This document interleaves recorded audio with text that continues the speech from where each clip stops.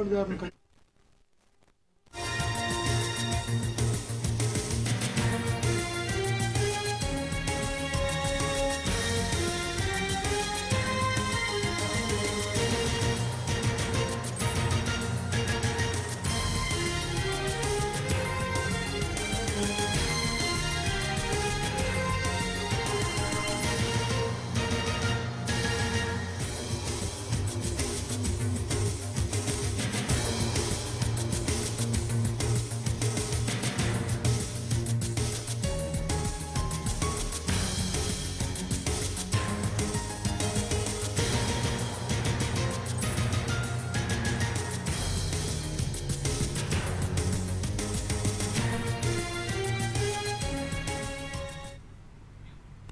BRS ఎమ్మెల్యేల ఫిరాయింపు విచారణ case విచారణ సుప్రీంకోర్టులో మొదలైంది. అసెంబ్లీ సెక్రటరీ తరపున సీనియర్ లాయర్ అభిషేక్ మను సింఘ్వి వాదనలు వినిపిస్తున్నారు. నిన్నటి విచారణలో స్పీకర్ తరపున ముకుల్ రోహత్గి వాదనలు వినిపించారు. ఈ రోజు సింఘ్వి వాదనలు కొనసాగిస్తున్నారు. రీజనబుల్ టైం అంటే ఏంటి అని ప్రశ్నించింది సుప్రీంకోర్టు. 2028 వరకు వేచి చూడాలా అని అడిగింది.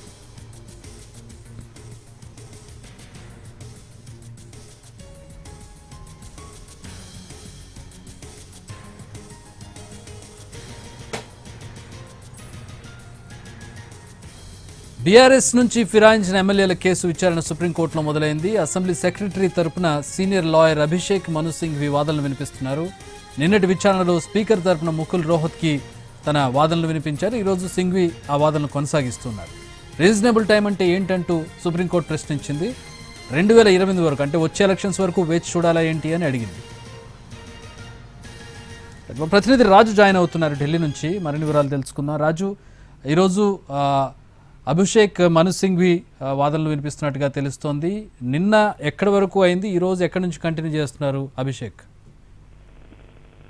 చక్రి, తెలంగాణలో 10 మంది బీఆర్ఎస్ పార్టీ ఎమ్మెల్యేలు కాంగ్రెస్ పార్టీలో చేరారు. అయినా ఇప్పటి వరకు వాళ్ళపై చర్యలు తీసుకోలేదంటూ బీఆర్ఎస్ పార్టీకి సంబంధించినటువంటి ముఖ్య నేతలు సుప్రీంకోర్టును ఆశ్రయించారు. అయితే ఈ కేసులో గతంలోనే అంటే వారం రోజుల కిందటే బీఆర్ఎస్ తరపున వాదనలు పూర్తయ్యాయి. నిన్న ఏదైతే అసెంబ్లీ స్పీకర్ తరపున వాదనలు ముకుల్ రోహత్గి వినిపించారు. అంటే స్పీకర్ ను కోర్టులు ఆదేశించాల్సినటువంటి అవసరం లేదు, స్పీకర్ అనర్హత చట్టాన్ని ఫాలో అవుతున్నారు, సో ఖచ్చితంగా స్పీకర్ చర్యలు తీసుకునేంత వరకు సుప్రీంకోర్టు జోక్యం చేసుకోవద్దు అని చెప్పి ఆయన వాదనలు వినిపించారు. అయితే అదే సమయంలో ఏదైతే సుప్రీంకోర్టు ధర్మాసనం సైతం అంటే ఇలా ఆలస్యం చేస్తూ పోతూ ఎంతకాలంగా కొనసాగిస్తారు, అంటే స్పీకర్ ఆలస్యం చేస్తూ ఉంటే సుప్రీంకోర్టులు ప్రశ్నించడానికి వీలు లేదా, మేము రాజ్యాంగ పరిరక్షకులం, కోర్టులు రాజ్యాంగ పరిరక్షకులు అని చెప్పి కూడా నిన్న జస్టిస్ బిఆర్ గవాయి స్పష్టం చేశారు. అయితే నిన్న స్పీకర్ తరపున వాదనలు పూర్తవడంతో ఈ రోజు అసెంబ్లీ సెక్రటరీ తరపున వాదనలు వింటామని చెప్పి జస్టిస్ చెప్పారు. దానికి అనుగుణంగానే ఈ రోజు కోర్టు విచారణ ప్రారంభమైనటువంటి వెంటనే అసెంబ్లీ స్పీకర్ సెక్రటరీ తరపున సీనియర్ కౌన్సిల్ అభిషేక్ మను సింఘ్వి తన వాదనలు వినిపించే ప్రయత్నం చేస్తున్నారు. అయితే ఆయన కూడా స్పీకర్ ను కోర్టులో ఆదేశించొద్దు అంటూ ఆయన చెప్తున్నటువంటి క్రమంలో మళ్ళీ బీఆర్ఎస్ తరపున వాదనలు వినిపించినటువంటి ఆర్యమ సుందరం ఏదైతే అసెంబ్లీ సమావేశాలు జరుగుతున్నటువంటి క్రమంలో సుప్రీంకోర్టులో ఉన్నటువంటి ఈ కేసు వ్యవహారానికి సంబంధించి ముఖ్యమంత్రి కీలక వ్యాఖ్యలు చేశారు.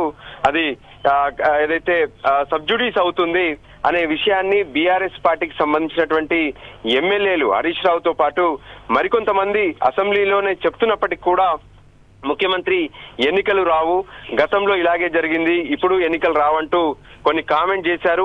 ఖచ్చితంగా కోర్టు ఈ విషయాలను పరిగణలోకి తీసుకోవాలని చెప్పి మళ్ళీ కోర్టు దృష్టికి తీసుకురావడం జరిగింది. ఆ క్రమంలో గతంలోనే ముఖ్యమంత్రి రేవంత్ రెడ్డి కోర్టుల విషయంలో కొన్ని కామెంట్ చేశారు. ఆ సమయంలో మేము చర్యలు తీసుకోకపోవడం తప్ప ఇప్పుడు ఇలాంటి కామెంట్ చేయడం సరైంది కాదు, మేము సంయమనం పాటిస్తున్నాము, ముఖ్యమంత్రి కూడా సంయమనం పాటించాలి, ఈ విషయం సీనియర్ కౌన్సిల్ గా ఉన్నటువంటి అభిషేక్ మను సింఘ్వికి తెలియదా అంటూ కామెంట్ చేసినటువంటి పరిస్థితి కనిపించింది. అయితే ప్రస్తుతం మాత్రం ఈ విషయంలో నేను కనుక్కుంటానని చెప్పి అభిషేక్ మను సింఘ్వి తన వాదనలు కొనసాగిస్తున్నారు. అసెంబ్లీ స్పీకర్, అసెంబ్లీ సెక్రటరీలకు ఈ అనర్హత కేసుకు సంబంధించినటువంటి వ్యవహారాల్లో ఉన్నటువంటి విశేష అధికారాలు కోర్టులు జోక్యం చేసుకోవద్దంటూ గతంలో ఉన్నటువంటి తీర్పులను ప్రస్తావిస్తూ ప్రస్తుతం అభిషేక్ మను సింఘ్వి తన వాదనలు వినిపిస్తున్నారు. Chakri, all right, thanks for the updates Raju.